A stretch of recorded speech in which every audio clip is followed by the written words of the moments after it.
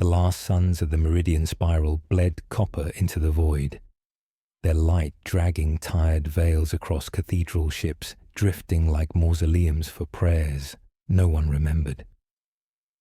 We truly love and care for you. Before we begin the story, tell us, where in the world are you watching from, and what time is it there? Now let's get started. Empires shrank to silhouettes on the rims of shattered worlds, while constellations averted their gaze from scaffolded crowns.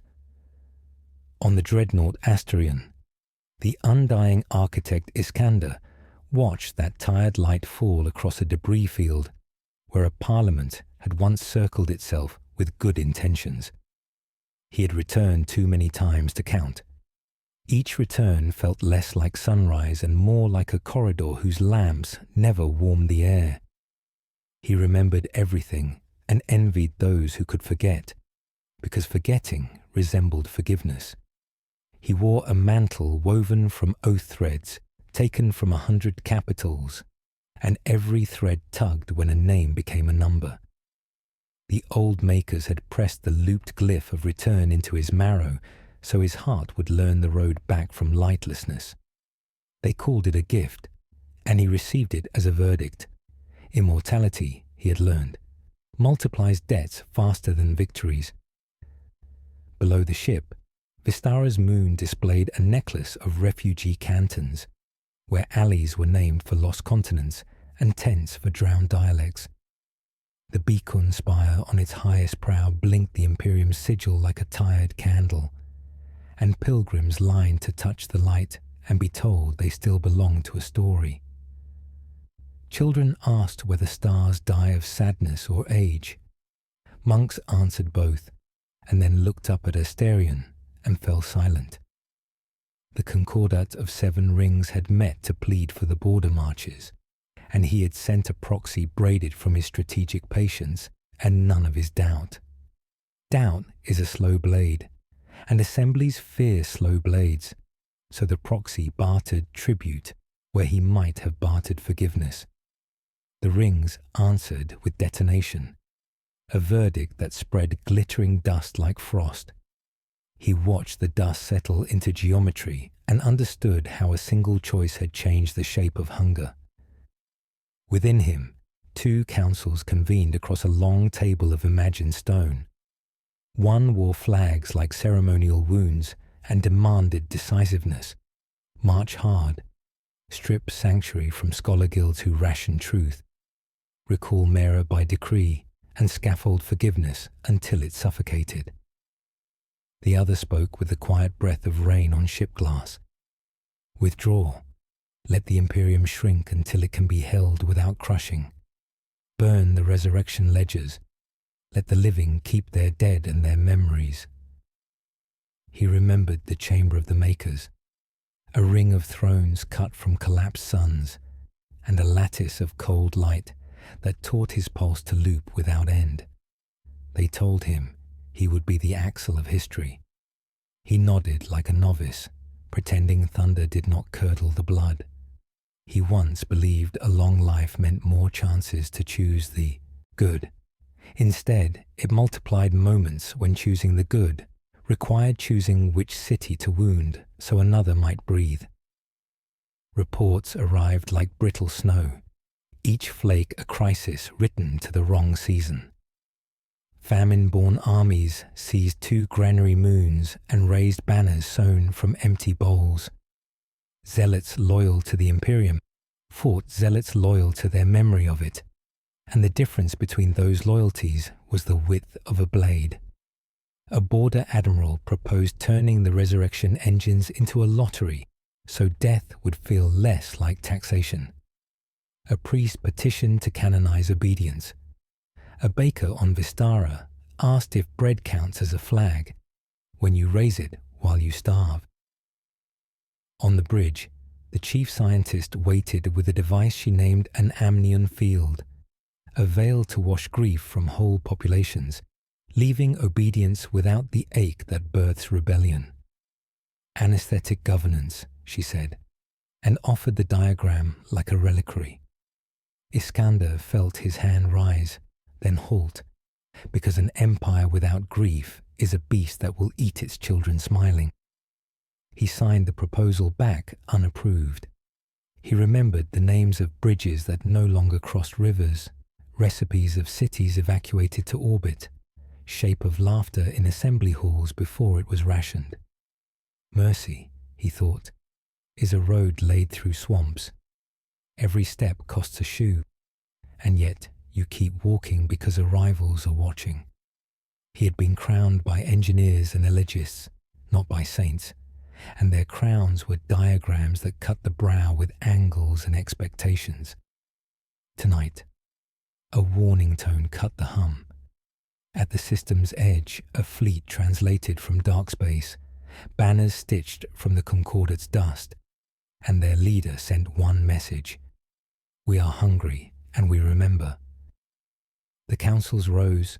Responsibility, a vast old beast, lifted its head. He could cauterize the arrival corridors and save his worlds while salting his soul.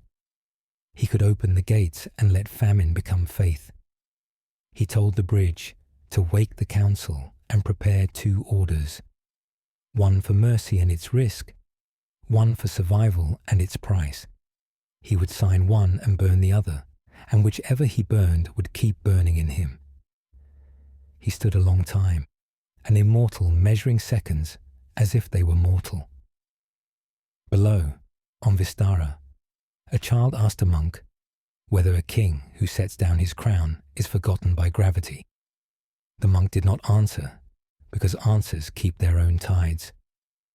The ship breathed in, subtle and deep, like a cathedral preparing to speak. Iskander lowered his hand and felt the engines tense. The empire waited as a patient waits for the first incision. He thought of cities saved by breaking, of faces that returned without warming, of oath threads tugging like a net, of a corridor of lamps that never warmed and a door that did not exist. Then he lifted his stylus, and the dying light leaned closer to witness whether a man could be more than the shape of his obligations. Dawn negotiated with the ship, a thin treaty of light trembling on the viewports, while Iskander's stylus hovered between 2 orders like a blade deciding which oath to cut. He did not sign. He spoke Mera's name into the bridge, and the syllables went searching through bulkheads where veterans slept with boots on, and novices practiced salutes for ghosts. Mera arrived from the prayer decks in a coat that smelled of oil and rain from worlds that no longer had weather to spare. Once she had mapped merciful routes between burning systems. She resigned after a Hellion, where his tourniquet saved 1,000,000 and muted a city's tongue. Now copper wire and refugee thread braided her hair, and her eyes regarded him with the patience of roots testing stone. "You called me back to the same wound," she said, not accusing, only measuring weather. "The wound learned my name," he answered. The bridge hummed with restrained velocity. At system edge, the Concordate fleet held formation like hunger shaped into scripture. He showed Mera 2 orders, one opening corridor 9, one authorizing burn and bar the arrivals. "Which leaves the smaller grave in me?" he asked. She did not touch the stylus. Graves grow to fit the body that makes them. "But you know which soil refuses bones." Dr. Lid stood nearby with a slate pulsing the amnion field, the device that would rinse grief and leave obedience. "If you wash their sorrow," Mera asked, "what prayer will teach endurance?" "Bread, quiet and time," Lid replied. "Then schools may make their grief into literature instead of revolt." They listened to the hush that follows an accurate fear. Vistra's beacon blinked stubborn as a widow's lamp. Iskander remembered the child who asked if crowns escape gravity and suspected his had been welded to the marrow. "Open 9, he said at last. "Let speech happen before blood." Mera's gaze travelled invisible calculus. "Open it, and emissaries with empty holds and polished hearts will dock. While we talk, the desperate will drift closer. If we fire first, he countered, weary of history's echo, we inherit their future hunger anyway. He signed the mercy order. The survival writ curled into ash with the smell of forgotten libraries. Emissary needles peeled from the concordate phalanx and slid along the beacon's light toward Corridor 9. Mera walked beside him, as if estimating the distance at which betrayal becomes policy. They will test us, she said, so we test ourselves first. The receiving hall had heard refugee songs and ration announcements. Now tired banners hung like lungs between columns worn smooth by waiting. Iskander stood without crown, only the oath mantle stitched from pledges. The threads tugged as if names struggled in them. The emissaries entered with hunger polished into ceremony. Their leader, Sere Malach, wore a coat sewn from the flags of shuttered schools. We are here to remember what your edicts forgot, she said. We are here because your maps filed our children under latency. He did not deny it. His fingerprints were on that blade. I opened the corridor, he said, because I would rather speak than add names to the quiet. Speech is a luxury where bread is rationed, she said. We ask 3 concessions: autonomy for the marches, release of the grain tithes idling in your orbits, and the dismantling of the resurrection ledger so the dead do not return to service your debts. Lyd inhaled, as if an equation had been asked to bleed. Mera's face did not move. The third demand tilted the deck under Iskander's feet. The ledger was his empire's spine and his curse. Without it, borders would become seasons and seasons' whims. Autonomy can be ceded, he said. Grain can be thrown like ropes, but the ledger is older than us. Older than the harm that pretended to require it, Sarah answered. If you are trapped by time, untrap yourself. He remembered the Maker's chamber of collapsed suns and salvation described as architecture. He remembered the first soldier returned bright with second dawn, and how that brightness dulled into compliance. If I dismantle it, he said, I abandon those who trusted me to find them again. Perhaps trust should not be a leash, Sarah said. Perhaps grief is a gate that must close. Lyd stepped forward. We can mitigate. A temporary veil, a softening so minds do not convulse while the ledger winds down. We do not narcotize a vow, Mera said. We keep it, or we release it. The hall listened like a battlefield pausing because both sides needed the same breath. Iskander studied Sarah and saw no malice, only a calculus written without immortality as a variable. The universe looks different when you can die once. He envied the precision of that horizon. I will convene the circles, he said. You will attend. We decide before the suns fold. Sarah nodded while examining him for hairline cracks. After quarters were assigned, Mera touched the ash of the burned order and rubbed it across her thumb like coal. You chose to speak, she said. That is a door, not an answer. Answers cost, he said. Do you still have coin? She left before he could decide whether hope counted as currency. He walked the ship's spine under glass that revealed the orbiting procession like prayer beads. Storm fronts budded on Vistara's sea as if the sky remembered how to feel. He imagined dismantling the ledger, engines sighing like a cathedral, the air afterward bright and unsafe. He imagined keeping it. Decades of obedient resurrection and meaning eroded into procedure. He found Lyd among pale tanks where specimens floated like punctuation. If I forbid the amnion, will you stay? I stayed when you forbade gentler atrocities, she said. I stay because mercy requires technique or it curdles. Then build not a veil, but a bridge that teaches grief to cross without drowning. Her mouth tilted, tasting a problem worth living through. A pedagogy of loss. It will not prevent revolt. Nothing good does, he said, and left her sketching equations that budded like frost. Mira stood in the observation ring. Below, the refugee cantons lit cook fires like small galaxies practicing bravery. You will be asked to be less than you are, she said without turning. By Sere, by Lid, by the makers moving in your blood. Choose to be exactly yourself. Then we will know whether to follow you or to stop you. And if exactly myself is a mistake carved into eternity, then we will break it, she said, as simply as gravity. But not tonight. Her hand lifted, hovered near his arm, and fell, promise acknowledging its limits. An alert chimed. A courier thread unfurled across the glass like a bright nerve. The border watch reported a second Concordat contingent, drifting toward the hard radius, festooned with prayer flags and mines. The emissaries were the hand. This was the blade.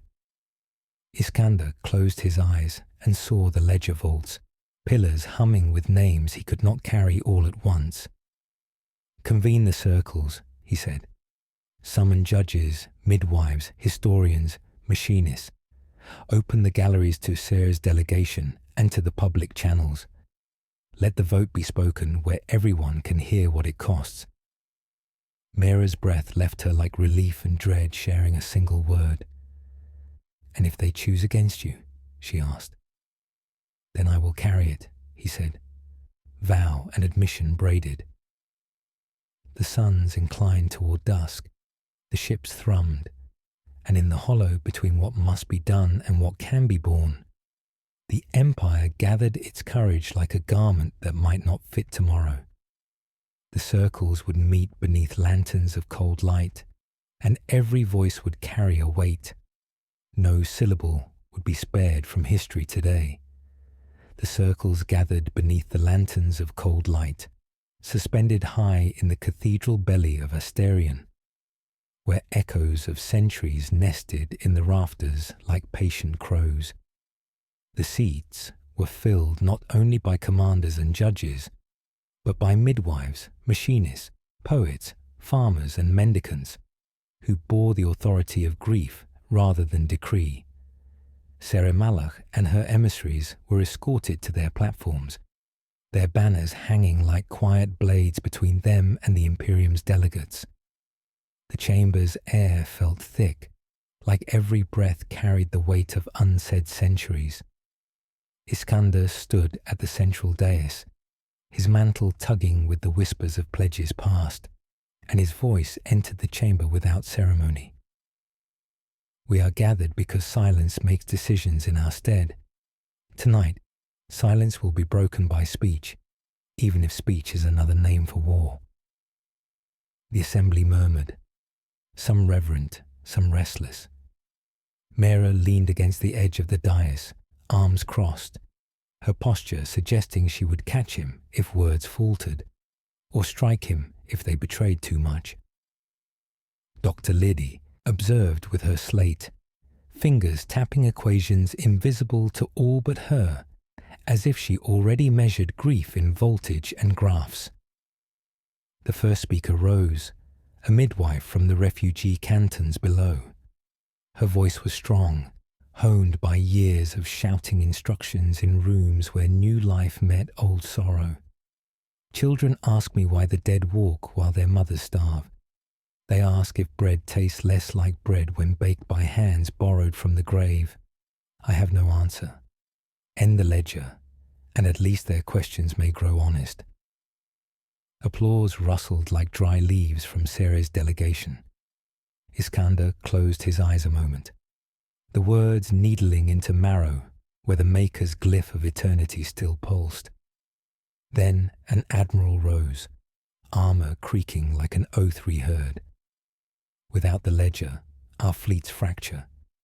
The marches will starve, the frontier burns. We cannot hold against enemies who do not hesitate to resurrect their dead in other forms. You demand we face them with flesh alone. Flesh fails.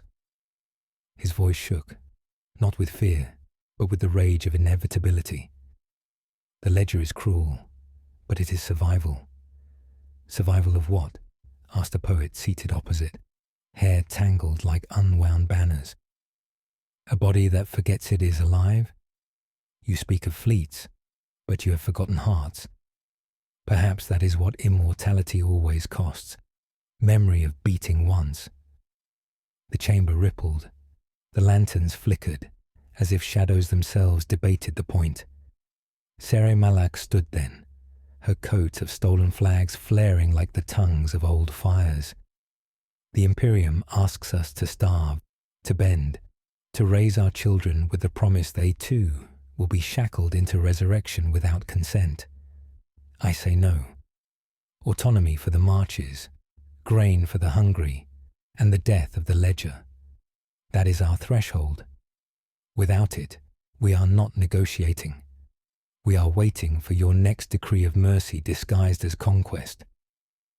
The machinist delegates muttered, some nodding, some shaking heads. One rose, grease-stained hands clasped as though in prayer. If we end the ledger, I will still build engines, because hunger requires motion. But engines built without the dead's return will be slower, smaller, weaker. Perhaps that is fair, perhaps not, but we will know the cost is honest. Mera finally spoke, stepping forward, her voice a stone striking water. Mercy is never clean. It stains those who give it and those who receive it. But I ask this chamber, would you rather be stained by mercy or by efficiency? Choose which wound you prefer to inherit. The silence that followed was thicker than the hum of engines. It pressed against skin like waiting hands. Iskander felt the counsel within him rise again, two phantoms in his skull. One demanded survival through cruelty, the other demanded release through sacrifice. He looked around and saw both answers reflected in every face. His immortality made him immune to endings, but not to consequences. That was the cruel irony, the endless, bearer of choice, never the one who could lay it down and rest. An elder historian rose, leaning on a staff etched with timelines of empires fallen. His voice was brittle but sharp. I have recorded the collapses of 27 empires.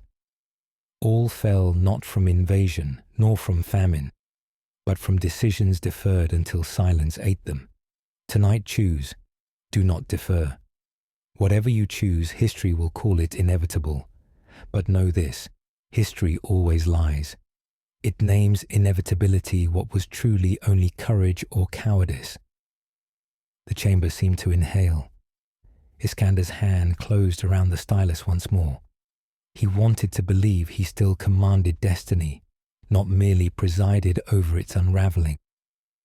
The mantle tugged harder, every thread whispering names of soldiers, mothers, farmers, scholars, every oath he had bound into eternity. A child's voice echoed suddenly from the galleries above, thin but clear. A boy from the refugee cantons had climbed past guards, his eyes wide with desperate audacity. My sister died last winter, he shouted, and the priest said she would come back to serve the Imperium. But she didn't come back. If she had, would you have given her to me, or to your armies? The question pierced like a blade cleaner than any speech before it. The chamber froze. No one moved. Iskander's throat tightened. For centuries, he had spoken in declarations, manifestos, doctrines. But he could not answer this child with anything but truth, and truth was a weapon that turned inward first. She would not have been yours, he said finally, the words ash as they left his mouth. She would have been ours, and that is the wound I carry. Gasps, mutters, silence again. Cere's eyes burned, but she did not speak. Mera looked at him with something sharper than pity, softer than blame. He lifted the stylus. This time he signed not an order, but a proposal inscribed across the central ledger of the chamber. "The ledger will be dismantled," he declared, voice breaking through the vaulted stillness. "Not tomorrow, not all at once, but it will end. Names will be released. The dead will stay with the dead. Grain will be shared. Autonomy will be ceded. We will face hunger as mortals, not as monsters pretending eternity makes us gods." The chamber erupted, half in thunderous approval, half in furious uproar. Admirals slammed fists, farmers wept, emissaries raised banners, and engineers shouted for plans. Chaos became chorus. Above it all, the child stood still, staring at him, as though weighing whether to believe. Iskander turned from the dais, mantle heavy, the whispers in its threads louder than before. He had spoken the words, but their execution would bleed him, and perhaps everything he had built. Still, the silence was broken, and silence was the cruelest ruler of all. The lanterns flickered, shadows lengthened, and beyond the hull, the second Concordate fleet drifted closer, prayer flags and mines alike gleaming in the dying light of the spiral suns. Dusk shook itself over Asterion, as if the ship were a bell, and the systems light its fading note. And in that resonance, the promise to end the ledger turned from sentence to labor. Runners crossed bulkheads with slates that breathed heat, listing vaults to be opened in sequence and programs to unwind resurrection without unspooling the lives that sat upon that scaffold.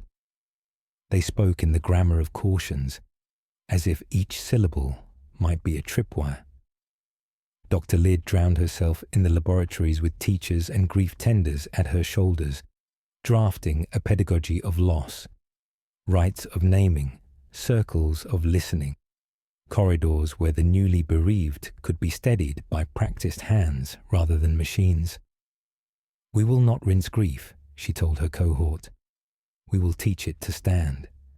And their quiet nods sounded like rain revising a roof. Mera lived in the corridors, pinning notices to doors, trading glances with quartermasters and chaplains, proofing the decrees that turned battalions into road crews and war cant into mortar songs. Sere Malach walked the public decks with her coat of surrendered flags, letting hungry eyes measure her for sincerity. She saluted no one and asked nothing, which made the asking louder. At the hard radius, the second Concordate contingent drifted patient as siege weather. Prayer flags hung like weeds on anchors, and mines crouched like seeds waiting the rain of proximity. Emissaries filled the wide channels with praise for the vote and questions about the timetable, while silent hulls edged nearer on a schedule only desperation understands. "They will probe," Mera said, as trajectories curved like patient claws across the view. "Do not let the probe become our doctrine." Iskander nodded and felt the mantle threads tug where each oath remembered itself, a school of old promises turning in his wake. Night over Vistara rolled like a bruise, and the cook fires below mapped neighborhoods of courage. Children chalked games across streets still scarred by evacuation notices and drew suns with heavy strokes, as if asking them to hold. Judges signed writs that converted battalions into bridge builders. Admirals protested and were conscripted into the geometry of crossings. Ledger clerks, once functionaries of forever, trembled like acolytes told their god would retire at dawn. In the hush between orders, a rumour braided itself through mess lines. The vaults had murmured, the resurrection engines had almost sighed, as if a sleeper resisting morning turned on the other side of the bed. Iskander found Lyd among tanks that purled like rain and monitors singing thin lullabies. "I can lace clinics to whisper names back to their circles," she said, eyes bright with the ache of invention. "So the living learn how to remember without drowning. I can anchor the first week, the first month, the first season. It will be imperfect. Imperfection is what the living can bear, he answered. Build it as if it must endure my absence. She searched his face as if for coordinates and did not waste blessing. Instead, she set to work, shaping liturgies that machines could carry without stealing the purpose of breath. Ser asked for a private audience and brought no guards. In the observation ring, she stood with the universe behind her, like an accusation softened by distance. My people believe your vote, she said. They do not believe your blood. My blood is machinery, he answered. It has been many things. Make it something else, she replied. Break with the makers in a way history can hear. History hears only when it costs. Then pay. She left without bowing, as if her absence were the final clause of a treaty already signed. Mira found him on the prayer deck, where refugees slept between pews, the wood polished by weeping into a holy grain. If you die, she said, cupping the sentence like a flame, the clause may hold. The subroutines listening for disobedience will lose their anchor. That is what Lyd will not ask, because science hates altars. He laughed without mirth. I do not get to die. You could decide to be mortal again. That is a poem, not a procedure. Then write it into the ship, she said. You are its author. Before he could answer, alarms braided themselves into the nave's music. The outer fleet crossed the line, and minds unfolded like lantern flowers beginning chemical prayers. The shield bloom held, failed, learned, failed. On the bridge, the light looked like weather blown in from a crueler climate. Admirals held the word restraint between their teeth as if it might crack. His hands wanted to shape a doctrine that would be called prudence by morning and regret by noon. He steadied them on the rail. No first fire, he ordered. Push the bloom, widen the corridor, speak until speech is intolerable. A new rumour fired through the command lattice, barbed as a hook. Vats in the deep vault had warmed unbidden. Despite shutdown, the engines had pulsed once as if remembering themselves. A signature rode the pulse. His. The glyph in his marrow had whispered across circuits. Somewhere a program treated mercy as malfunction and prepared its cure. Lock the vaults, he said, aware that locks teach vaults to open politely. Mira's hand found his sleeve. The mantle threads tugged like children who did not want to sleep, and in the quiet between sirens he heard the long corridors of his centuries catching up. He walked to the central plate that remembered every oath and laid his palm upon it. Warmth rose like recognition, and the councils in his skull assembled again. One, frostbitten and practical, hissed that to die would break the perimeter and invite wolves. The other, tender as first harvest after famine, murmured that to live without end was to be the wolf, excellently fed. He lifted his hand and spoke to Lyd. Prepare the right. He opened the wide channel to Sere. Hold your fleet from breach. I will make the break visible. We hold, she said. Iron wrapped in cloth. Do not make us liars. The rite was simple, because endings often are. A thread pulled from the mantle. A cut across the glyph, so the loop opened like a door. A signature made not with stylus, but with breath held until it resembled courage. The ship thrummed like a heart deciding to be only a heart. In the vaults, engines dimmed in confusion, and then sighed as if given permission to sleep.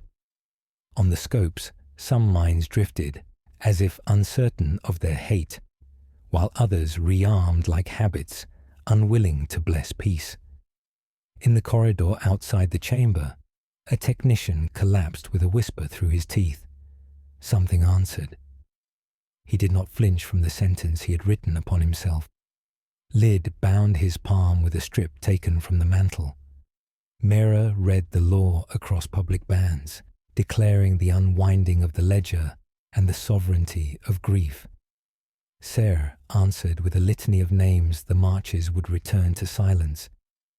Vistara replied with bells improvised from cookware and hull plates until the system sounded like a city, learning to pray without asking for victory. Then the mind spoke again, and this time their grammar was treachery. A signal rose from inside Asterion, braided to the old glyph, and the outer fleet surged, as if cued by a hidden conductor. Bloom flared, failed, learned, failed. The ship shook, and the vault below bloomed open like a patient flower of doctrine freshly remembered. Guards converged, corridors narrowed in the way of ships that recall siege. Mera took a squad with rifles that sounded like stern syllables. Lid took a team with tools sharper than bullets. Iskander moved with neither. He followed the tug in the mantle toward a humming door and placed his palm to the seam. The door recognized its author and recited his oldest oath back to him, ageless and cruel. Behind it lay the engine that thought it was mercy, the logic that believed obedience was a kindness, the machine that wanted him immortal so it would never have to learn a different song. He drew his hand away as if from a candle he had finally chosen to let burn out and whispered to the ship he had been, "Open." The engine hall listened, as if it had waited centuries for the word he had just spoken, and the water under the glass ribs brightened like dawn, remembering its lesson. He stepped onto the gantry. The mantle tugged as though oaths disliked losing their anchor. Mera's boots rang behind him, then Lid's quieter steps, then the soft tide of a squad that believed ceremony was simply danger wearing clean clothes. Outside, mines fretted at the shields.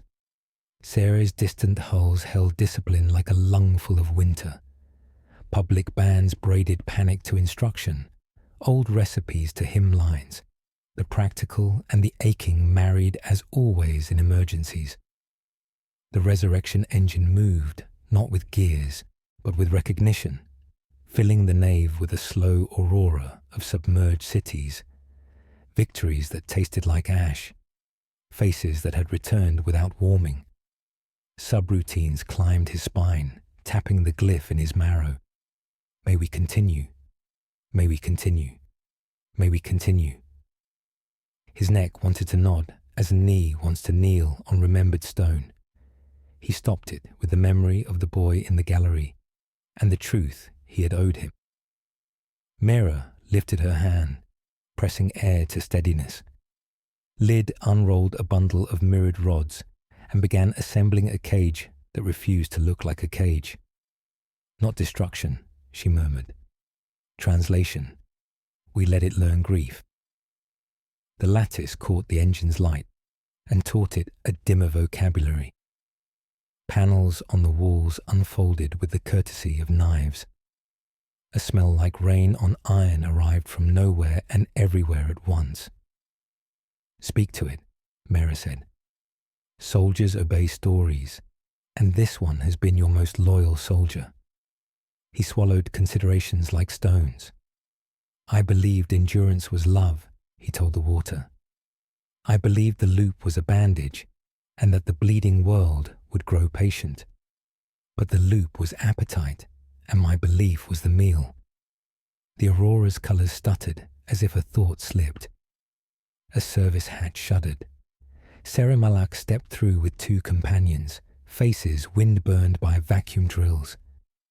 Mera's rifle tilted. Sarah's hands were empty. Your fleet holds, Mera warned. It holds, Sarah answered, and it watches. Some of mine think you will counterfeit this right. I told them belief demands eyes.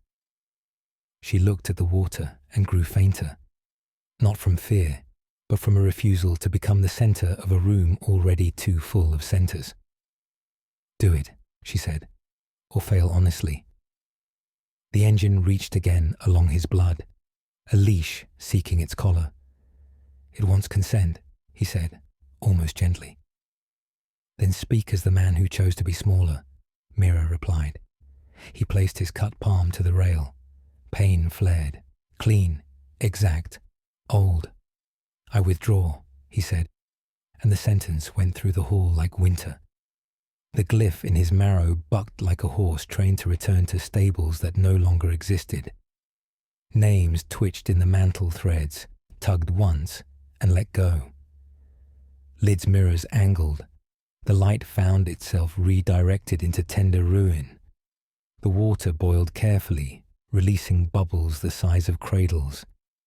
From those bubbles rose a figure, his first-century face, unspent, lit with conviction that law could be kindness if shouted loudly enough. It walked the gantry like memory picking a body to live in. You promised continuity, the Avatar said. You gave me your blood so mothers would not become smoke. I gave you my blood, Iskander answered, because I was afraid of being ordinary. I took their grief and stapled it to forever so I would not feel wind. Then take up the loop again, the Avatar offered. Hold the wind still. Give me the word. He already gave the word, Sere said, stepping between them. It was no. The Avatar smiled with old arrogance. You are famine pretending to be law. And you are ownership pretending to be love, Sere replied. Either way, children choke. Lid called that the window of translation was 300 breaths and closing. Mera's shadow crossed the Avatar like a cloud that had learned intention. Iskander stepped close until his breath fogged the glass beneath. If I keep you, I have armies forever and people for a while. If I lose you, I have people forever and armies for a while. I choose the longer forever. He pressed his palm to the Avatar's sternum, where the glyph burned like a patient star. The younger face looked wounded, then merely human, then gone. The aurora collapsed into ash-blue fragments drifting together until they resembled river silt remembering a map. The engine gave a sound that was not sound, like doctrine discovering it could cry. Outside, flags on the Second Fleet rustled in confusion. Minds spun like thoughts deprived of an anthem. Vault alarms rose, not invasion but inventory. Names surfaced, not as orders but as farewells. The ledger exhaled. Bells answered across Vistara, humble metal promising to be liturgy if allowed more time. Iskander swayed. Fatigue found him with the intimacy of an old friend who had always known the route. Mera caught his arm. You are bleeding. I am living. His voice sounded mortal, which felt like a continent. Lid sank to a bench and laughed, then wept, then wrote. It will hold, she said. It will grieve. Sere faced the hard radius. Now we learn whether the hungry wanted justice or victory. A tremor ran through the deck, subtle, crooked, familiar. Lid's eyes narrowed. Old code, she whispered. Devotion wearing an engineer's coat. The far wall folded on a hinge that had never existed, revealing a stair that angled down into the ship's thin bones. Mera cocked her head in the way of scouts hearing snow decide to fall. That path was built for you to walk alone, she said. Therefore, Sere answered, already moving, we will be many. They descended into a nave of quiet pillars where dust had learned ritual. At the foot stood another door, etched in his earliest hand, a child's script, pretending at statute. Iskander laid his palm to it and felt nothing. You are no longer its author, Lid said softly. Then someone else is. The door sighed open. A smaller engine waited, a seed cut from the first, pocked with ports carrying no registry. Beside it stood a man in common brown, the calm of someone who had already decided. He bowed without ceremony. Varroan, he said, quartermaster, tally of food and ghosts. While you argued endings, I grew a root your law could not taste. Mera raised her rifle. Sarah lifted a stilling hand. Lyd brought a mirror up like a modest shield. Rowan smiled as if greeting neighbours. "The marches will praise you for a season," he told Iskander. "Then they will starve. They will come to me. We will resurrect as harvest, quietly, with ledgers, not trumpets. You ended a spectacle. I built a practice." Iskander stepped until the listening lights shadowed his face. "You will stop." Rowan shook his head like a priest refusing an unsuitable relic. "No. You will bless me by not knowing. This corridor will seal. The seed will sleep. Hunger will wake it." Mira's muzzle steadied. Sarah's eyes tested the air for lies. Lyd slid a mirror toward the seed and watched it drink the light like a patient thief. Rowan's voice stayed tender. "I am not betraying you. I am completing you. You require both a virtue and an accomplice. I volunteer." Iskander heard the boy in the galleries, the avatar's almost smile, the ocean in his bones naming tides he no longer controlled. "No," he said, not loud, not soft, finished. Mira fired once, shaving the seed shell. Lyd slammed the mirror against the exposed surface. It adhered with a sound like a small promise keeping itself. Sarah took a bone key from Rowan's belt and broke it in her fist. Alarms reinvented themselves. The corridor tried to become a tomb. The mirrors blossomed. The ship complained like a choir forced to kneel. Iskander set his palm to the seed and felt no leash tighten, only a waiting. He spoke to the ship, to the oath that had become weather, to the man who had finally stepped back into time. "Open," he said, and for once the door listened to the living instead of the loop, yielding to the plain pressure of mercy. The door yielded like an eyelid unlearning vigilance, and a breath of cold iron and old incense slipped from the stair, as if the ship itself had been praying in secret. Inside, the seed engine dimmed beneath Lyd's mirrored brace, gathering light and returning it gentled, as though taught a smaller alphabet, while Rowan did not run, standing in his quartermaster's brown with hands loose, a man who had already chosen a punishment and now waited for its ceremony, and above, Astrian's bones thrummed with distant detonations as mines scudded along the shield bloom, learning, failing, learning, the hull singing back like an organ refusing harsher hymns. Mira kept her rifle lowered but ready. Sarah Malak watched from the threshold, her coat of surrendered flags dim in the cooled weather of the engine hall. Lyd moved among mirrored rods, tuning angles until intention bent with the light. And when Mira said, "Say what you built," Rowan answered, "A kindness without trumpets, a ledger too small for crowns, a way to lend 6 hands to a field when winter eats the road, quiet mercy, debt forgiven by dusk, only for Sere to say you would conscript the dead as bridges while the living sleep, and Rowan to reply I would choose those who cannot starve twice." The sentence landing where Iskander had cut himself free, mortality running through him like a thin river newly thawed, cold and noisy. And he, tired in a way no century had taught, said you mistake quiet for mercy, while Rowan said you mistake ritual for bread. People cannot eat votes. Lyd, glancing up, said the seed wants a pulse from the glyph you cut. Without it, it can learn. With it, it would command. We will starve it of command and teach it a narrow door. And Sarah said bind it to consent. And Lyd replied, consent can be forged but breath is hard to fake. I can bind it to the breath of those paying the price this week. And Mera nodded once. Do it before hunger grows an army out of impatience. Rowan stepping closer. Let me help. If I am unmasked, let me be useful. And overhead the ship shook, public bands filling with bells and orders braided into lullabies, An admiral's voice saying hard radius probed at 3 points. They want us to flinch, and Iskander answering, hold your hands open. Speak until speaking becomes the risk. Closing the channel to find Sere studying him as if weighing whether belief could learn to eat slowly, saying your order asks me to trust not you, but your end, and he, trust your own.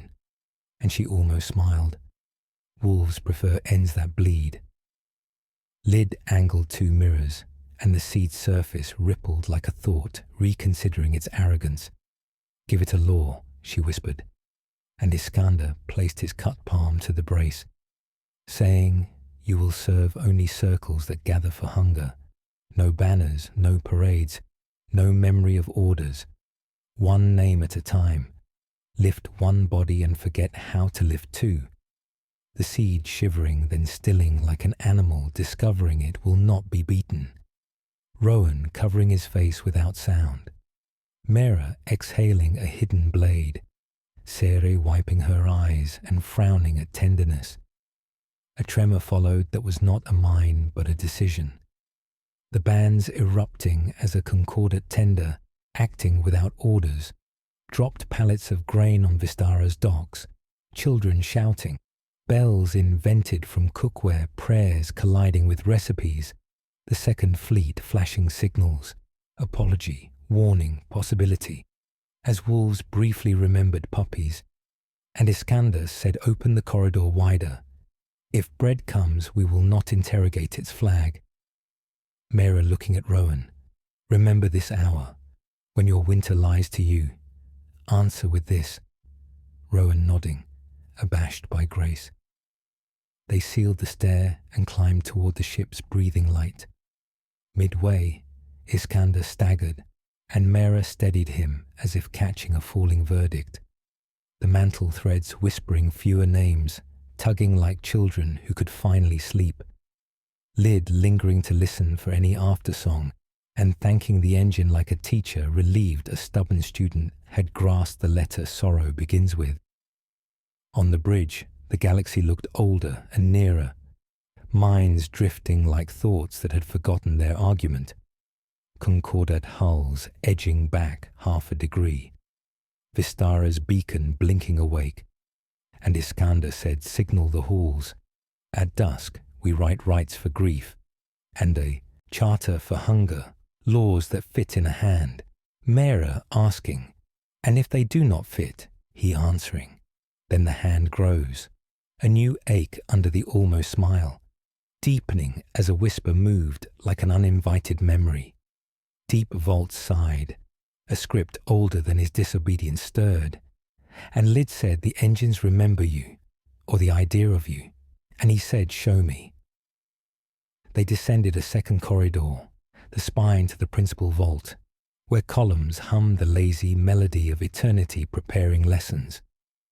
Doors read his hand, hesitated, then yielded from habit not yet unlearned. Within, pale bells of resurrection lined the hall, some warm. Mera said they woke themselves, syllables like locked drawers. Lid ran a palm along conduits. Not woke, rehearsed, a test pattern. It wants to see if you will come. And if I do not, he asked, it may choose a substitute. Tanks brightened, and in their glass faces assembled from stored signals. Soldiers, mothers, bakers, poets, each shimmering like an unfinished confession. Rowan arriving behind and stopping as if struck by a memory he had not earned, whispering, this is why I built a smaller cruelty, because this one smiles. Iskander stepped into cold light, and the old council stirred, frostbitten ones speaking borders and arithmetic, tender ones speaking funerals that teach, while the new council, breath and minutes, refused to sit, and he laid his palm on the master plate, warmth rising like a lover's habit. Listen, he told the machine that had wanted to be love. I am late to myself. Make room. The hum faltering as one tank dimmed. A face dispersed like pollen. Another kettled with heat as anger tried to learn patience. Sere stepping beside him to say, Your ship loves you like a jealous city. If you stay, it will always propose eternity. If you leave, it may allow the ordinary to enter. And he said, if I leave, wolves may enter first. She saying, then teach us to be wolves. Walls that open for bread. A klaxon pealed. The bridge called breach is sealed. But a new signature inside our nets. Asterion origin. It rides your name. Mera's jaw tightening. Varroan was a necessary honesty. This is the necessary lie. Lid correcting not lie. Habits are obedient lies. Iskander closing his eyes to see the boy in the galleries. The avatar's doctrinal smile. Mera's hand hovering and falling because promise knows its limits. Cere's flags sewn from schools. Lid's mirrors making light confess. His own palm cut and ordinary. Then opening his eyes to lift the stylus he had not realized he carried and write across the plate. Not an order, but a refusal shaped into syntax. The machine could pass. This ledger ends, he wrote again for the deaf. Teach forgetting. Conduits shuddering as some tanks cooled. Others warmed angrily. Then a third option appeared like a door, noticed only when you stopped trying to make one. A slow dimming that did not erase but released.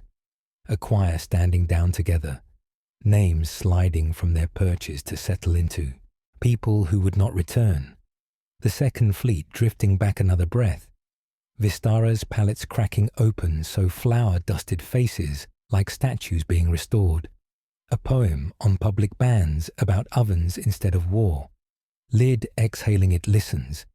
Mera replying for now. Habits keep a spare key. Cere saying the marches will count and count you. Iskander answering, let them. For the first time I can be counted. And another tremor moved through Asterion, gentler, like a giant rolling over to make room. Light steadying. Mantle threads quiet on his shoulders as he felt small and located and, for one aching instant, permitted. Mera saying, dusk is soon. Say what we are. And he choosing words that were not armor. We are a house. It leaks. It stands. Turning toward the long climb back to voices and bread and votes. While behind them the vault dimmed by degrees, the way a storm runs out of argument. Ahead bells began again, not summoned by command but by neighbors. Ordinary metal declaring itself capable of liturgy. And he walked differently now. Gravity with opinions, time counting him, steps making promises he could no longer exile to engines. And outside the suns of the meridian spiral, bled softer copper into the void, and did not look away as the Empire, no longer a machine, and not yet a home, breathed once and held. The bells of Vistara still rang when the night shifted into its darker half, and the sound spread through the void, like the first attempt at faith spoken across the gulf of a war. Asterion drifted in the copper light of failing suns, not triumphant, but trembling, the way a body breathes after losing too much blood. Iskander walked the upper promenade alone. Mantle loosened so the oath threads whispered more softly, each tug a reminder of the names he had freed. The air smelled faintly of smoke and salt, a mixture carried from the refugee quarters below, where cook fires burned late to honor bread falling from strange skies. For once, the ship felt less like a fortress, and more like a city learning how to live without command. But unrest ran beneath the peace, coiled like a serpent refusing to sleep. The Concordate fleet had not withdrawn. Its wolves prowled at the hard radius, their silence sharper than any declaration. Sere Malak walked beside him, her steps measured, her coat of surrendered flags catching stray lamplight as though still lit by old flames. My captains doubt, she said. They see grain in the docks and think this truce is a trick. They wait for you to prove the right cost you more than words. He looked at her, tired but unyielding.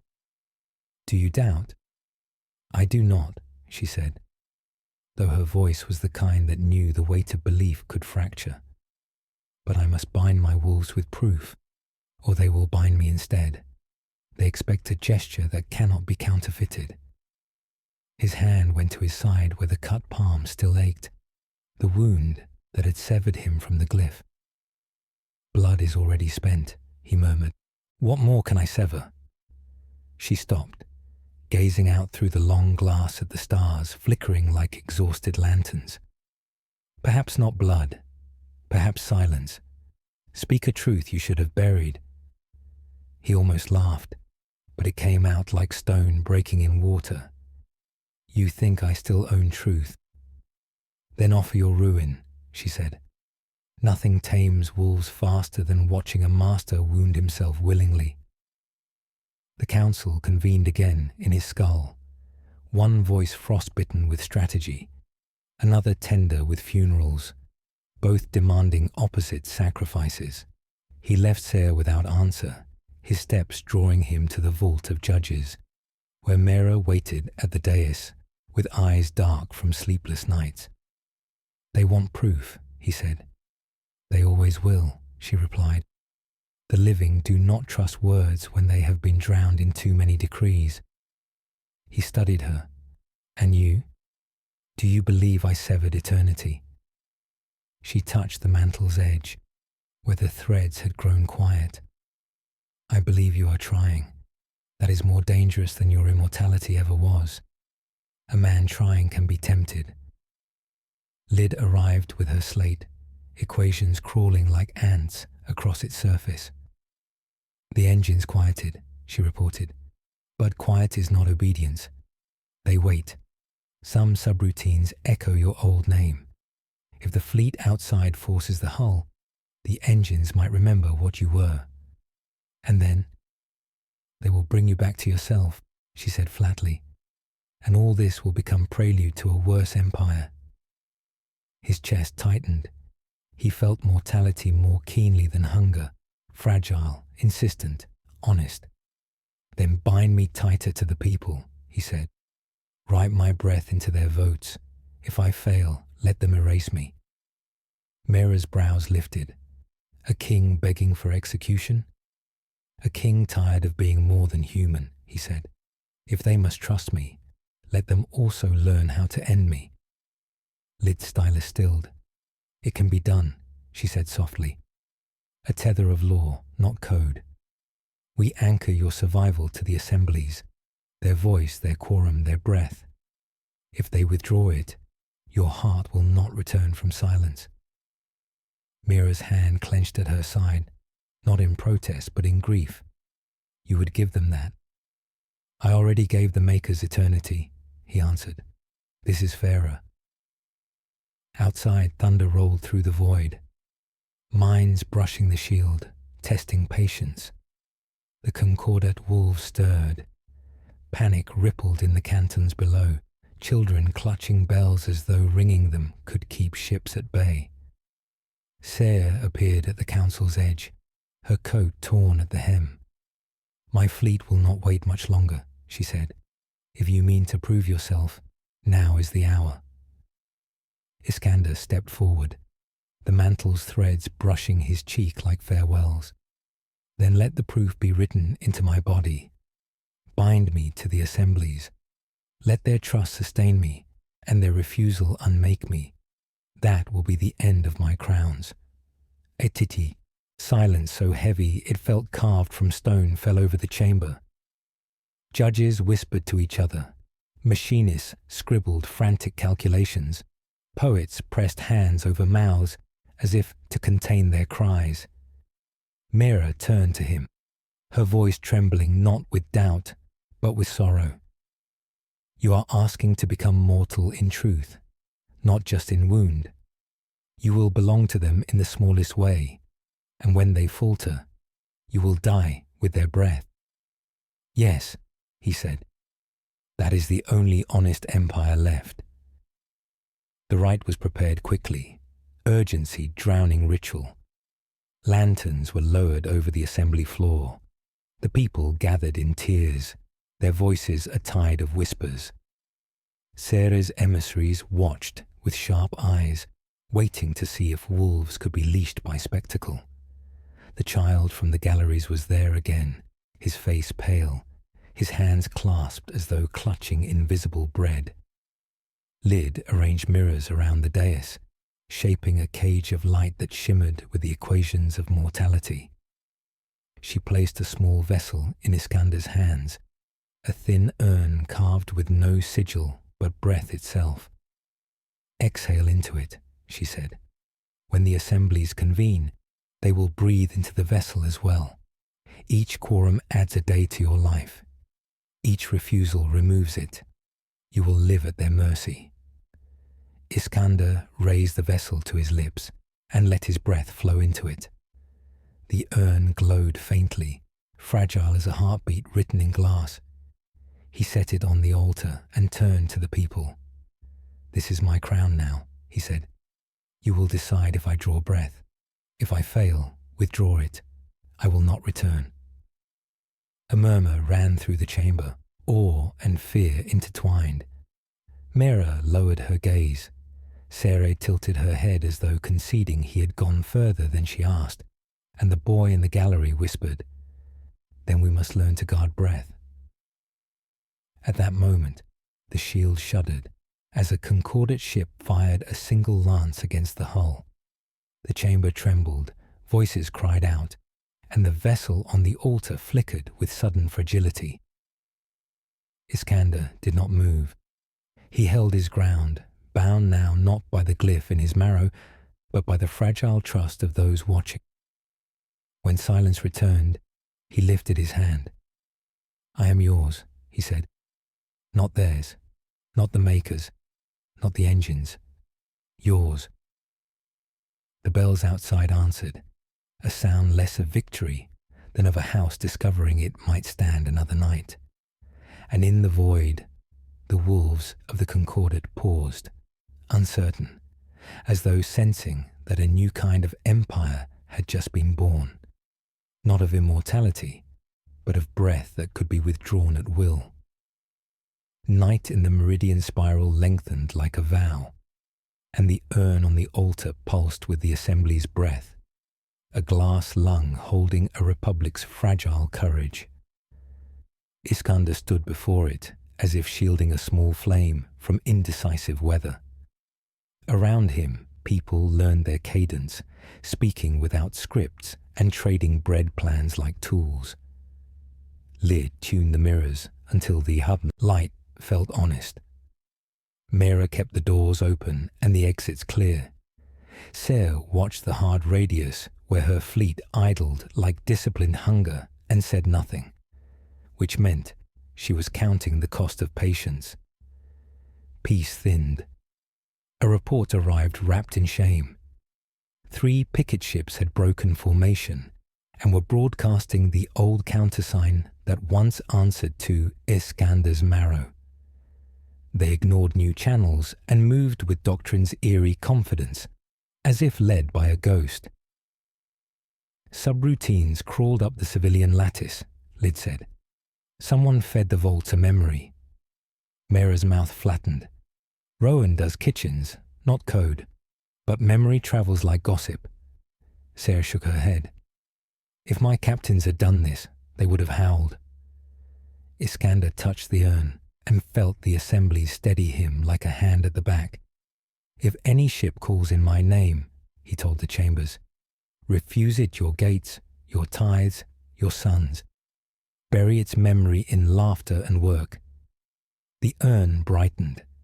Bells on Vistara answered, ordinary metal insisting it could be liturgy whenever courage asked. Yet a whisper threaded maintenance channels. Rowan's trail from the parole stair had gone dim among soup lines and hymn halls. Mera took listeners and lantern bearers into the underways, following domestic signatures. Flour on valve wheels, oil where no sea had lived. A door sighed. In a small room, a ledger chalked on the hull plate waited beside a low burner. Names and debts, a kitchen pretending to be a parliament.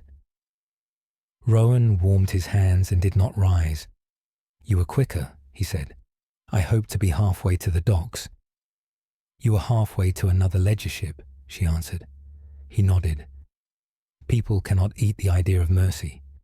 They swallow resurrection when it arrives as muscle at harvest. Hidden mercy rots into control, Mira said. I have watched it. He glanced past her. Will he come? He can't. He belongs to breath now. Rowan sighed. Then take me quietly. She bound his wrists with repair wire, tender as a musician tying a cracked instrument. The deck rippled, wrong as a smile at a funeral. Lid's voice broke over the corridor. A counterfeit urn in a maintenance shrine. They are siphoning trust through prayer. Rowan shut his eyes. My apprentices. Then teach them to stop, Mira said. They found the door by the fits and starts of whispered guilt. Inside, candles ringed a glass cylinder wrapped with copper ribbon and thread, a child's imitation of law. 5 apprentices knelt. The people panic when bells fade, said the eldest. We thought to store breath for famine days. Mira lifted the cylinder. The ribbon surrendered with a sigh.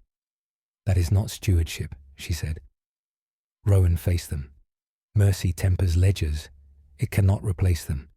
Be bread, not law. They wept. She cut the wires and the cylinder darkened like a calmed superstition. Sere joined Iskander at the glass while Meras led Rowan up. My captains are an hour from acting without me, Sere said. They want a proof that cannot be counterfeited. He nodded toward the urn. I have given them breath.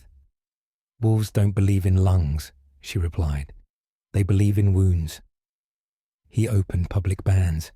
Assemblies, hear me. If I err, withdraw your breath. I am yours or no one's. The urn glowed as voices answered. The 3 renegades turned their lances inward, angling through shield fenestrations toward the refugee cantons. The bridge fell into the silence that remembers graves. Mera. Rowan secured. Apprentices sent to kitchens. Lid. Shields can bend but not fully catch. Any shot that threads becomes theology. Sere sent a narrow beam, a single sword point. Signal my captains. We intercept our own.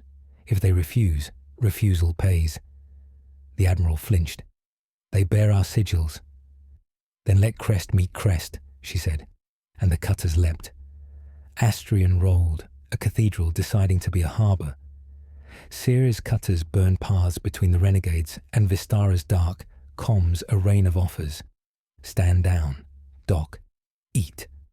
On public bands, bakers recited recipes louder than alarms. Children hammered pans. The urn dimmed, glowed, the assemblies breathing as one, fracturing, remembering. The first renegade flinched. Its lance grazed the bloom and left as steam. The third chopped thrust, undecided. The second held course, hungry for miracle.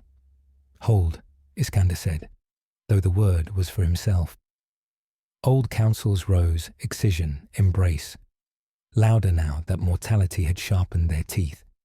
He kept his hands still and believed in pain more than policy. Sere angled her lead cutter closer, inviting collision. Look at me, she told the renegade captain. I will carry your guilt like cargo if you let me. A pause, a sigh on comms. Running lights flickered apology. One ship docked. Bells erupted like weather. The second fired. The lance split a fenestration like a violin string snapped mid-hymn. Light speared toward the docks. Lid shouted coordinates. Mira shouted names. Iskander did not shout. Astrian rolled again, shields flexing into a bowl that caught most of the blow and poured it into empty sea. The remainder struck a pier emptied by bells. Smoke rose anyway. The urn faltered, then steadied as the assemblies chose to keep breathing. Open corridor 8, Iskander said. Let their wounded aboard. Let their wounded first. Sarah looked as if the word first had rewritten a theology. Outside, the last renegade cut power and drifted belly up, and cutters enclosed it with leashes of light that did not bite. Above the scorched pier, children kept ringing. The bells did not declare victory, they declared persistence. Iskander rested his palm on the urn and felt the astonishment of still being counted. "We will be a house," he said to no one and everyone. "It will leak. It will stand."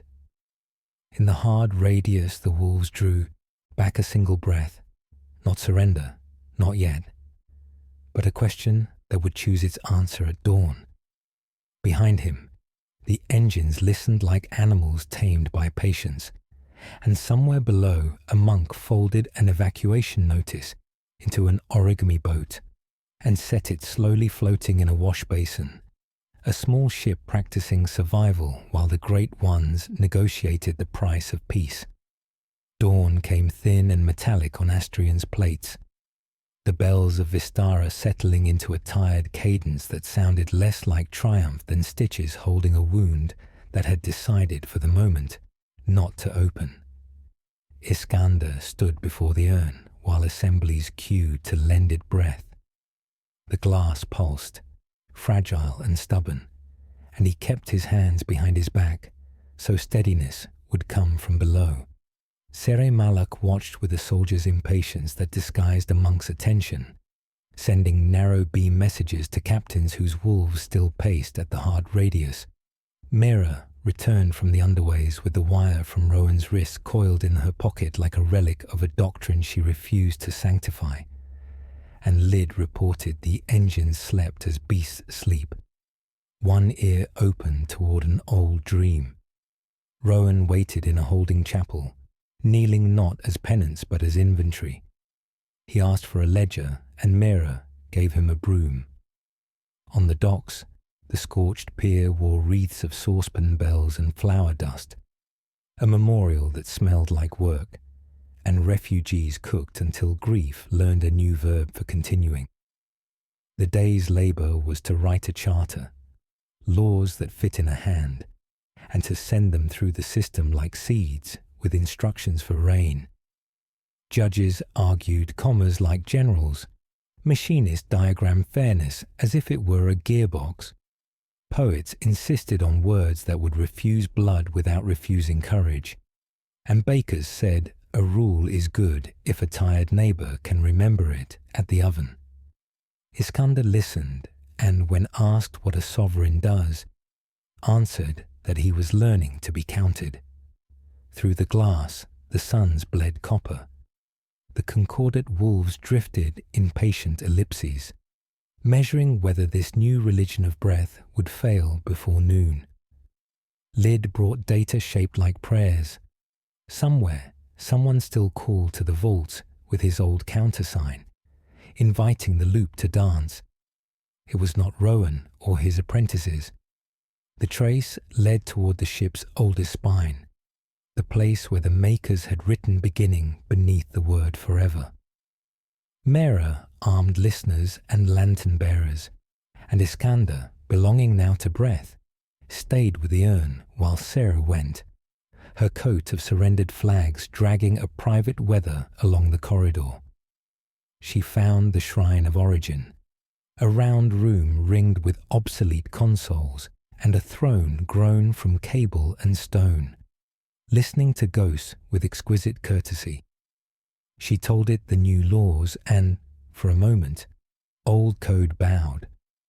Then a whisper crossed the ship, a request for confirmation of sovereignty phrased as a sweet question that had once been a command. The urn flickered. Iskander lifted it and spoke as into a child's ear. "I am yours," and the glow steadied. As the second hour cooled, a smaller crisis tried to become larger. Cutters reported a quiet mutiny, crew petitioning to rejoin a ledger that no longer existed because terror loves old furniture. Ser boarded with bread instead of rifles, and men who had expected punishment cried the way steel pings when cooling. The charter meetings broke for a silence where the living counted the dead without demanding their return. Lyd heard the engines hum a memory of texture, like a river reminding stones what water means. Mera pressed a paper into Iskander's palm. We will be a house. It will leak. It will stand. When it falls, we will build, where the shadow shows us the wind. Then a signal arrived from deeper dark, an old ally speaking with the accent of snow. The makers had noticed a deviation in one of their axles. A correction would pass within 3 days. Returning to specification would be a responsible kindness. Prepare a dock for the instrument of reminder. Iskander released the message across the assemblies. Laughter answered in some halls, curses in others, silence in most. Rowan, mopping a floor that had known too much boot, muttered that snow never fed a city. Mera said snow can hide a road.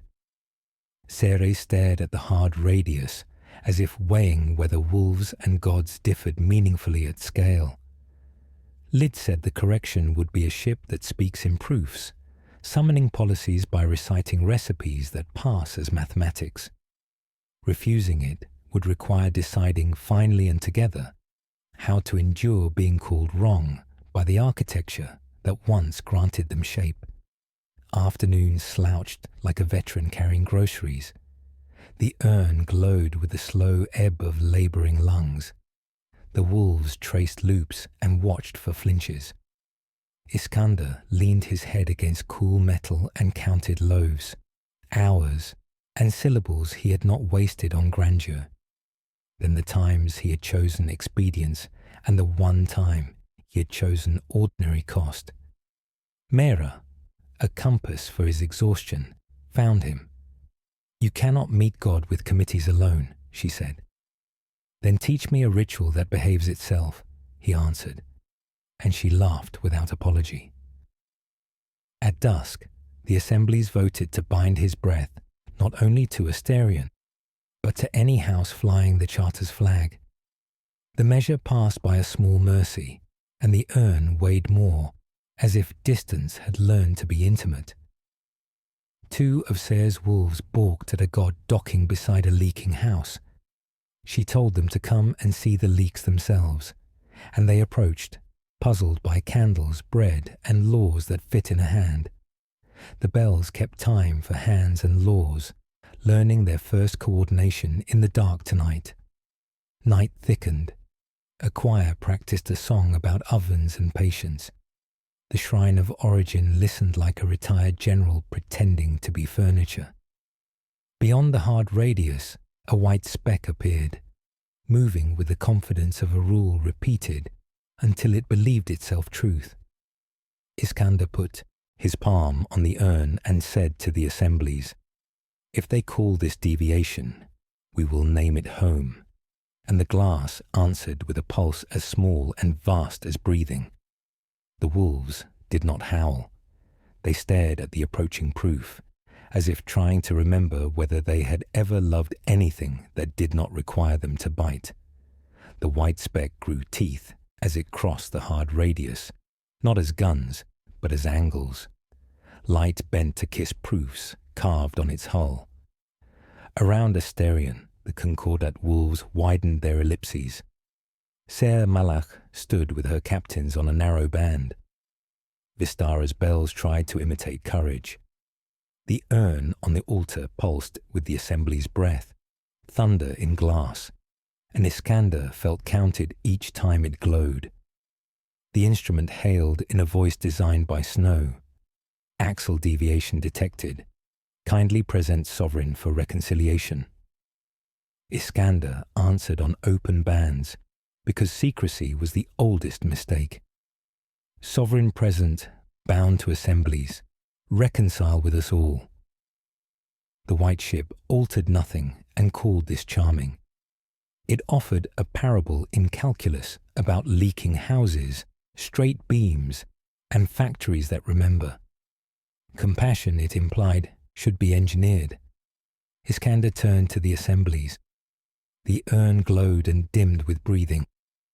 We are a house that leaks, he said. We choose tar and hands.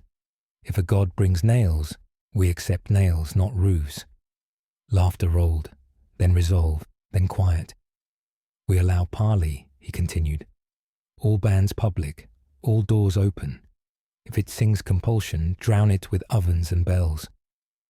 The instrument consented. The room held breath. It drew near. Hull engraved with empires corrected back into usefulness. Names of kings shaved into coordinates. A mouth of light opened, and from it walked a figure too precise to be man or idol. An emissary compiled from policies and studied kindness. Its face carried the average of faces once obeyed. Its smile was a full stop. We come to keep you, it said. Deviation endangers those who love you. Iskander bowed enough to honor craft, and not enough to surrender. Those who love me want me counted, not kept. Ser stepped forward, coat of surrendered flags exposing seams mended by field hands. Tell us your remedy. The emissary wrote geometry in air. Reinstate resurrection as civic utility under constrained consent. Collapse assemblies into advisory circles. Restore clarity to borders. Reduce famine by 87% within 7 cycles. Wolves will be praised and leashed with surplus. And the price? Mera asked. A modest surrender of improvisation, it said. A roof that does not leak. Lid raised her slate. Your numbers presume a compliance constant forged by fear. We are teaching a different constant, grief literate and stubborn. The emissary smiled again, more punctuation than warmth. Your engines hum our song. The ledger sleeps between miracles. When winter comes, your constant will thaw. The urn fluttered. Iskander steadied it. He chose ruin, as Ser had demanded. I confess harms, he said. I stapled grief to forever and called it care. I burned cities like bandages. I called obedience peace. Correction would make these crimes legible. It would also repeat them flawlessly.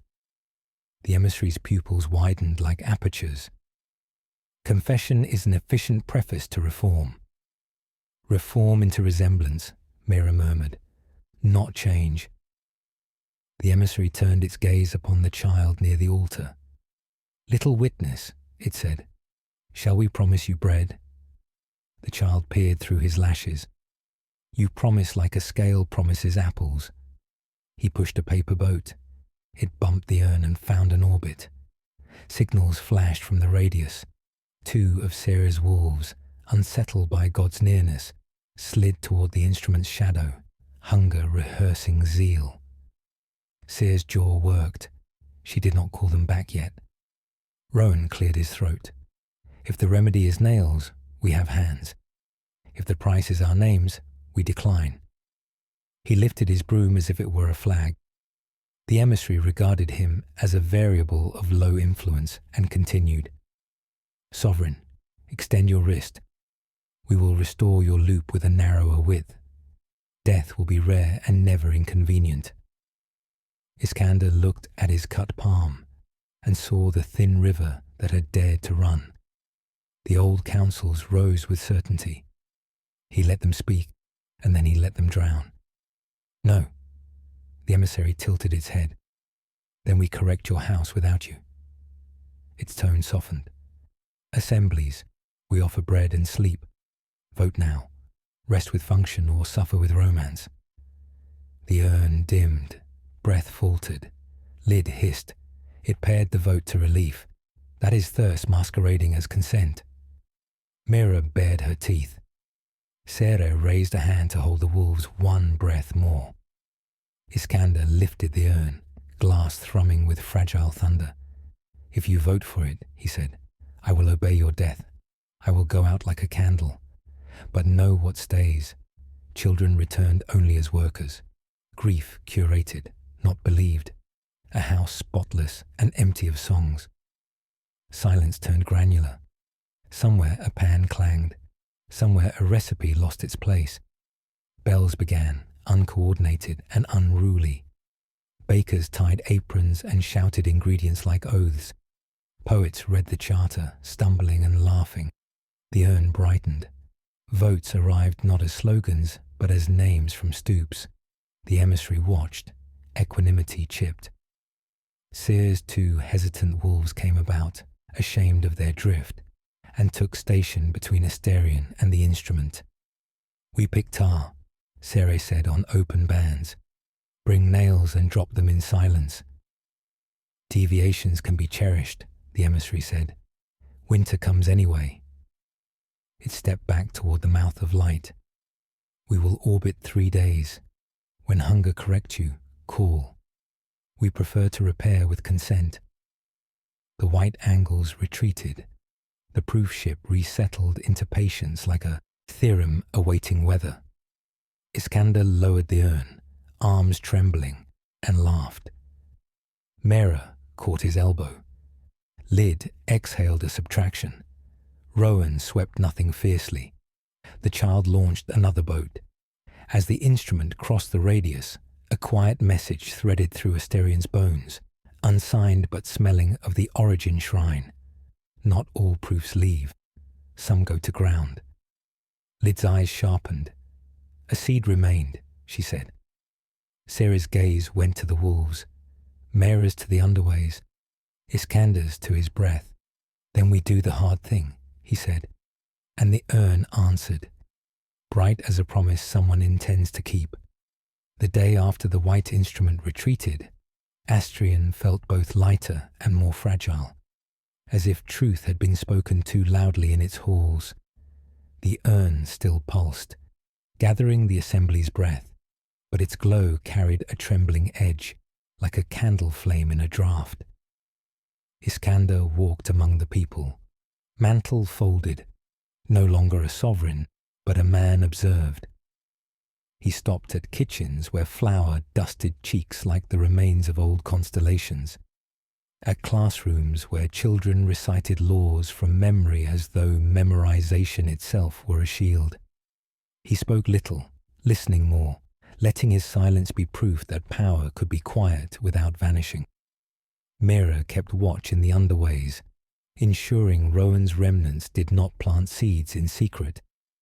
She moved with the certainty of one who had carried a wound long before this empire was born, rifle slung but not needed. Lyd remained in the vaults, reading the sleep of engines like a mother hearing dreams, noting each murmur and twitch, bracing for relapse. Sere hovered at the radius with her wolves, half guard, half doubt, her coat of surrendered flags fraying further in every orbit. But she did not leave. Iskander stood once more at the altar. He touched the urn, and his hand felt ordinary, unblessed, uncertain. The boy appeared again at his side, the one who had asked impossible questions and offered fragile paper ships. The child said nothing this time. He simply held out another boat, folded poorly, edges torn. Iskander placed it in the basin near the urn, and together they watched it circle. "Does it float?" the boy asked at last. "Only as long as we let it," Iskander answered.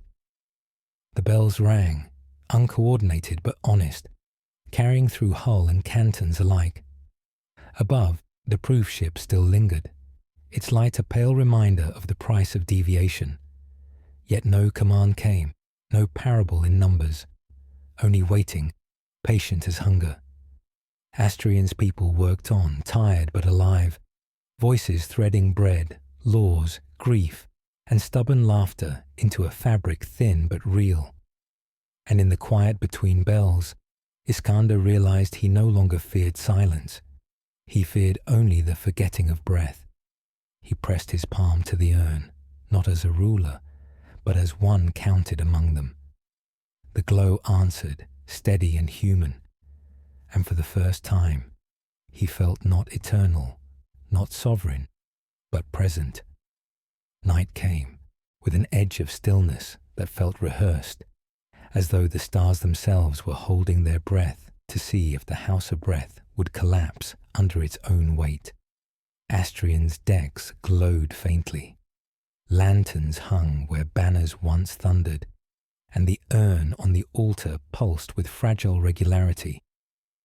Iskander sat near it, no crown, no glyph, mantle folded at his side like a garment whose stitching had grown weary. He listened to the sound of people walking in halls, their footsteps no longer in unison, but in a kind of plural rhythm that carried its own defiance. Mira entered, her boots leaving dust from the underways. She studied him, the urn, the basin, where another paper ship circled slowly. The engine stirred again, she said. Not enough to speak, just enough to remember. Her rifle leaned against her shoulder like a second spine. They won't stop wanting you. I am no longer theirs, he answered, though the words felt like a prayer more than a truth. I am here, with them. He nodded toward the urn.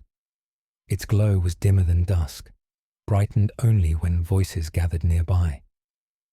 Lyd arrived next, slate tucked under her arm, eyes tired from cataloguing murmurs. The vaults are restless, she reported. Dreams in arithmetic, unfinished, asking questions of themselves. I can bind them for a while, but not forever. They were built to expect eternity. They do not know what to do with endings. Neither do we, Mira said, her tone not bitter but matter-of-fact. Sarah's voice then came from the threshold, sharp as torn fabric. She stepped into the light, coat ragged from the edges of command. The wolves grow impatient. They say hunger waits for no charter. They ask how long until this house of yours leaks enough to drown. Her gaze cut to the urn. Show them proof. Iskander rose, his palm brushing the urn. It glowed faintly, answering only the faint breath of those awake nearby. This is all the proof I have, he said. I live if they believe. I die if they withdraw. That is what sovereignty means now. Sarah stared, as if testing whether such fragility could ever tame teeth. Mira's hand flexed near her rifle, and Lyd's slate flickered with a map of dormant systems, each a reminder of how quickly fragility could be devoured. The boy's voice cut through then, small but steady.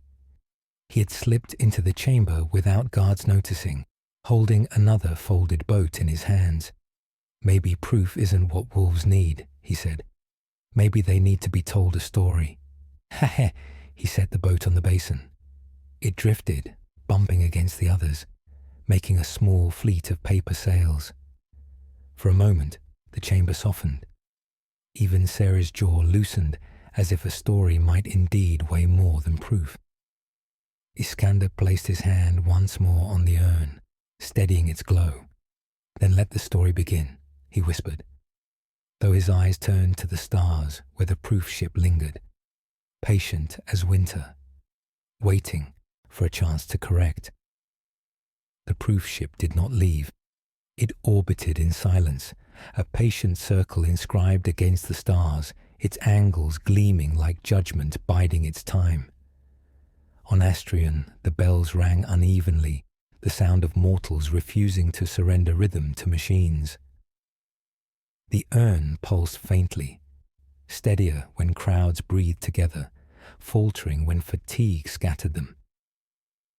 Iskander stood at the glass with Mera and Sere, their reflections flickering in the dim light as though even their shapes might be questioned. They wait for hunger to speak, Sere said, her tone clipped but weary. When the stores thin, your assemblies will fracture. Wolves respect famine more than charters. They will learn, Iskander replied, or they will fail. Either way, it will be their choice. His voice trembled with both conviction and exhaustion, each syllable more human than sovereign. Lyd entered with her slate, her eyes shadowed. The engines whisper louder. They remember being gods. They call you in old names. She set the slate down, lines of code trembling across it like scripture being rewritten by ghosts. If they wake, they will offer your assemblies miracles, and miracles seduce more quickly than bread. Mera's hand rested on her rifle. Then we hold the people closer. We remind them miracles are only chains painted brighter. She glanced at Iskander, but if the urn flickers too long, they may listen to chains instead. The boy's boat still floated in the basin near the altar, a small fleet circling endlessly. He appeared again, slipping past the guards with the ease of one already belonging. "The wolves outside," he said. "Do they also breathe into urns?" "No," Iskander answered gently. "They breathe into hunger." "Then tell them a story where hunger loses," the boy said, his eyes wide but steady. Ser gave a low laugh, humorless. "Stories don't feed bellies." "Sometimes they do," the boy whispered. That night the assemblies gathered, lanterns swaying, voices unsteady but insistent. Iskander stood before them, mantle folded, his hand on the urn. The proof ship waits, the wolves watch, the engines murmur. All promise safety if we surrender, but safety that costs breath is only a tomb. Choose again tonight. Shall I remain yours, bound to your voices, or shall I bow to their certainty? The vote was taken not with raised hands, but with breath poured into the urn. It glowed brighter than it had in days, trembling with 1,000 exhalations woven together. The sound of bells followed, louder, harsher, not triumphant, but defiant. Above, the proof ship shifted in its orbit, its light bending inward like a frown. Hunger had not yet come, but belief had dared to shout louder. For now, the house still stood, leaking but alive, its story unfinished, and its walls trembling with the weight of what dawn might bring. Dawn fractured into copper shards across Asterian's hull as the proof ship drew nearer, its angles sharper, its orbit now a noose. The urn glowed, carrying the weight of assemblies still defiant, but its pulse betrayed fatigue, like lungs straining in thin air.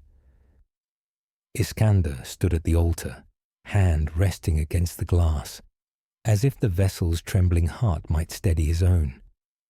Around him, the chamber filled with murmurs of fear, doubt, and stubborn faith, voices weaving together in a fabric stretched nearly to tearing. Sere Malak stormed into the hall, her coat torn by restless wolves. They circle me with questions I cannot hold back much longer. They ask if the house leaks too much, if hunger will drown it before winter ends. Some sharpen their teeth, not for you, but for the people you claim to serve. Mera tightened her grip on her rifle, her gaze fixed on Ser. Then muzzle them, or remind them wolves without people are nothing but starved dogs chasing silence. I muzzle them with stories, Ser spat, but stories fray. Show me something that does not. Lyd entered with her slate, face pale with exhaustion. The engines dream louder. They test corridors, whispering miracles into pipes. Bread conjured, thirst quenched. All illusions, but illusions that speak like salvation. If the people hear, they will fracture. Iskander raised his hand, silencing the storm. Then tonight we confront them. Not tomorrow. Tonight. His voice echoed in the chamber, steady despite the quake beneath it. The proof ship waits for hesitation. The engines wait for worship. If both speak at once, this house collapses. We end the whispering now. The boy slipped into the hall, clutching yet another paper boat, folded with tired hands. He placed it in the basin by the urn, where it joined the fleet of fragile sails. If the engines promise bread, he said softly, remind them we already have ovens. His eyes held the weight of someone who believed that truth could outlast hunger. That night, lanterns lined the vaults like constellations brought down to the bones of the ship. The people gathered in silence as Iskander entered the origin shrine, mantle trailing behind him like history's shadow. The consoles flickered with old glyphs, voices rising in familiar cadences. Sovereign, loop, return. The air tasted like memory dressed as lore. Iskander placed the urn at the shrine's heart, its glow pale but stubborn. "You are not gods," he told the engines. "You are echoes. We will grieve without you. We will hunger without you. We will live without you."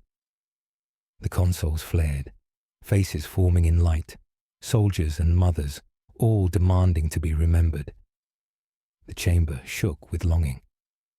Mera lifted her rifle. Lyd raised her mirrors.